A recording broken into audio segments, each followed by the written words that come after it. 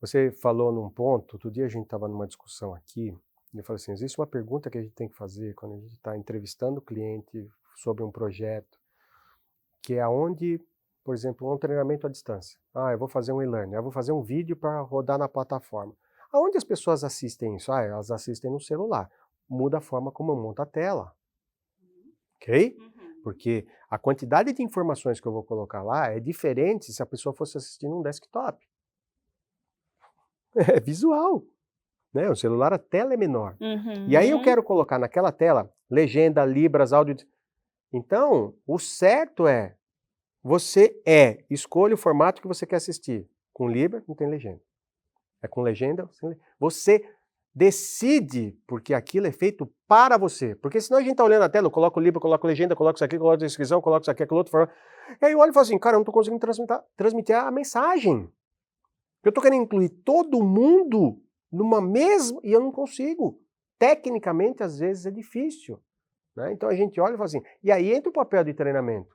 Cara, na minha plataforma, a pessoa vai se cadastrar, vai fazer seu login, então ela vai ter algumas perguntas, ela, cara, coloca lá, e aí eu crio, quando ela entrar lá para assistir o dela já está preparado para a necessidade dela, para a característica dela. É, exatamente. Esse é o nosso papel de treinamento. É isso. E esse é o papel do profissional de diversidade, é ensinar esse gestor, essa área, esse time, que diversidade é sobre ele, não é sobre você. É a lente dele, a perspectiva dele que importa e não é a sua. Então, uma vez, numa empresa que eu trabalhava, a gente ia receber uma pessoa com deficiência e ele era usuário de cadeira de rodas, né, esse rapaz.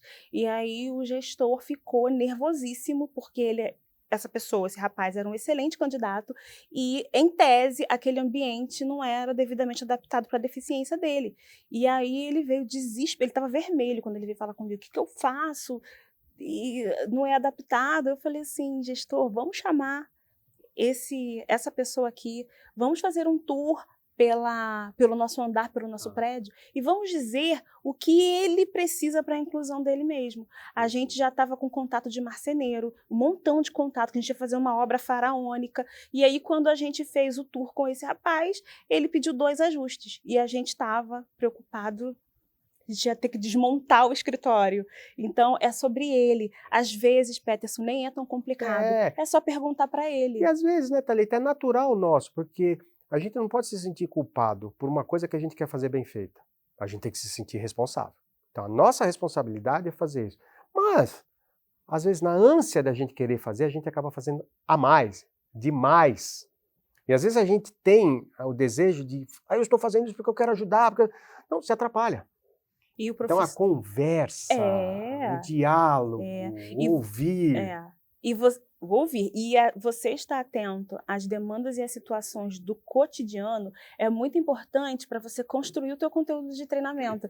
Depois daquela experiência que eu tive do gestor ali super nervoso, porque achou que tinha que demolir o escritório e construir outro, eu falei com a minha gerente, falei, olha, a gente precisa incluir isso em treinamento. Isso está causando um desconforto nos gestores. E aí, no próximo, na conversa, depois que eu tive com a gestão, foi uma pauta que entrou e que super satisfez e que fez super sentido, que as pessoas estavam nesse movimento de inclusão, estavam recebendo pessoas diversas e não sabiam né, o E não mínimo é porque ela ali. não quer, é porque ela não E não é porque sabe. ela não quer, e é a gente que comunica isso. Exatamente. Porque às vezes a boa vontade ela é importante, mas ela não é suficiente.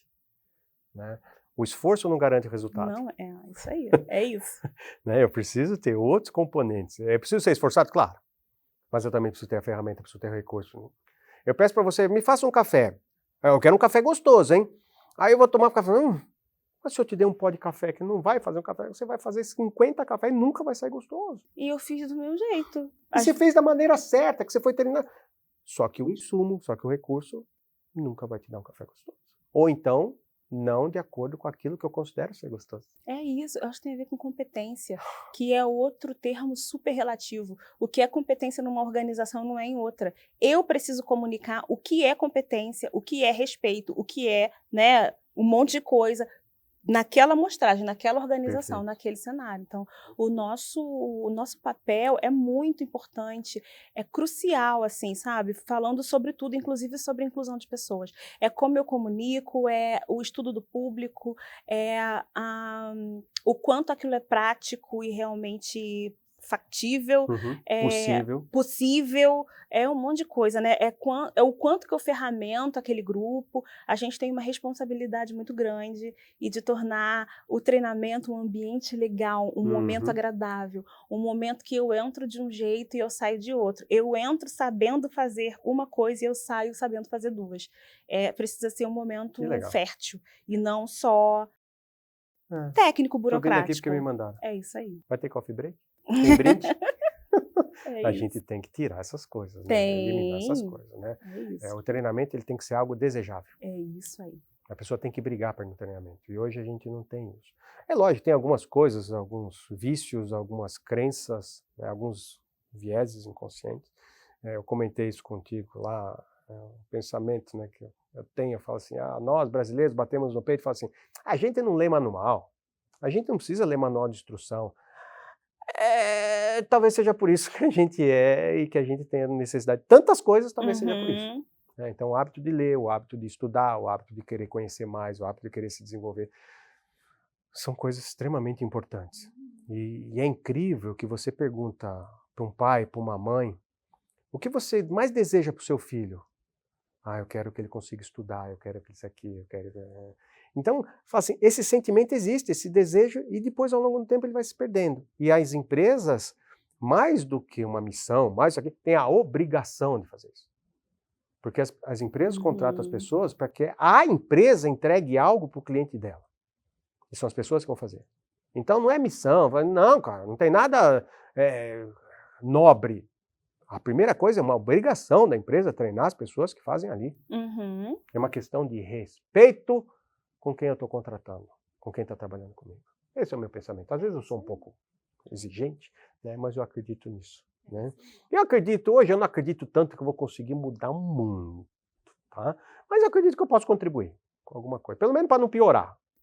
Eu tô segura e certa de que eu não vou mudar o mundo, mas quando eu mudo um mundo, uma pessoa, quando eu dou oportunidade para uma mãe solo que depois que teve o filho não conseguiu se recolocar, sabe? Quando eu dou oportunidade a um estagiário negro que enfrentou muitas dificuldades para encontrar o seu lugar, é quando eu vejo potencial em uma pessoa com deficiência que todo mundo desqualificou. Ali, para mim, o meu trabalho faz sentido, de verdade mesmo. Ali eu encontro o meu propósito. Você encontra aquela sensação, então, de vez em quando? Eu encontro e eu sou muito grata à diversidade e inclusão, porque isso me encontrou. Não fui eu que encontrei isso, sabe? Isso me encontrou. Primeiro que me ajudou pessoalmente.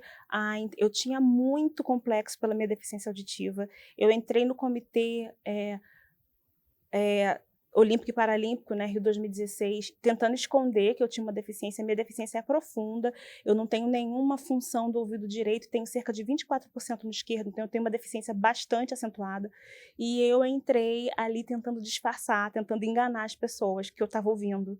E aí eu tive uma coordenadora, que inclusive hoje é minha cunhada, e ela é casada com meu irmão, e ela falou assim para mim, Thalita, você não consegue esconder isso, só quero te avisar que você não está escondendo, a gente sabe, você não está conseguindo. O que a gente fala, você não ouve. E aí eu comecei a participar dos grupos de afinidade, fui transferida para a área de diversidade, e aí a minha história no RH, de fato, começou de maneira prazerosa, de maneira satisfatória. E isso mudou tanto a minha vida, aqueles encontros nos grupos de diversidade, aqueles treinamentos, mudaram tanto a minha vida, Peterson, que eu tenho uma tatuagem hoje que identifica a minha deficiência. Eu saí do 8 para 80, eu saí numa posição de quem escondia a diversidade, e eu sou alguém que expõe, não tenho vergonha nenhuma de dizer da minha deficiência. Antes de qualquer interação, eu falo, olha, fale mais do meu lado esquerdo, porque é o meu lado que funciona, e as pessoas falam, mas como é que eu vou saber? Eu falei, só penso que eu sou canhota. Eu só ouço do ouvido canhoto e eu sou canhota em todos os sentidos. Então, diversidade me encontrou, me ajudou a me encontrar como ser humano, e é o meu propósito tentar proporcionar isso para as pessoas. E o treinamento é elemento fundamental nisso tudo. Com certeza. O Simon Sinek, ele fala que propósito não se cria, propósito descobre-se. E a gente descobre o nosso propósito com muito autoconhecimento. Então, o exercício de autoconhecimento nos ajuda a falar assim, o que eu estou fazendo aqui? Quando a gente descobre isso, esse número de sensações, aquela sensação aumenta. Que a gente vai para casa e fala assim, eu tenho um monte de conta para pagar, mas estou feliz. Né? E tem algumas coisas que eu escutei outro dia, não sei se foi na rede social, me mandaram um vídeo, eu achei muito legal, falou assim, que gente feliz não enche o saco. Né? Então eu falei, então vamos ser felizes, pelo menos eu vou parar de encher o saco de algumas pessoas.